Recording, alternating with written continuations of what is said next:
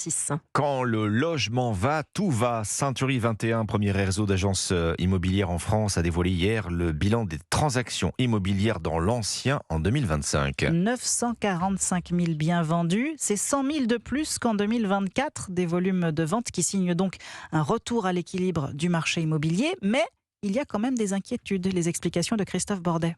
J'agite les bras en disant attention. J'agite les bras en disant attention. Plus que jamais, Charles Marinakis, le président de Century 21, met en garde le gouvernement qui n'a toujours pas de budget pour 2026, mais qui se verrait bien taxer les plus-values immobilières des logements principaux, ce qui n'est pas le cas aujourd'hui. Je dis au gouvernement, ne touchez à rien, notamment ce dispositif d'exonération de plus-value, n'y touchez pas, et qu'on laisse par contre les Français pouvoir avoir accès au crédit dans des conditions normal. Des taux de crédit autour de 3,15-3,20% actuellement et des prêts à taux zéro distribués plus que jamais à ceux qui deviennent propriétaires pour la première fois, les primo-accédants.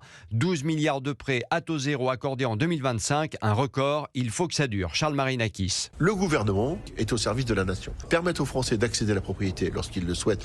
Réunissons les conditions pour qu'ils puissent assouvir leur volonté d'être propriétaires. Aujourd'hui, le nombre de propriétaires diminue en France, à la différence de l'Allemagne ou de l'Espagne.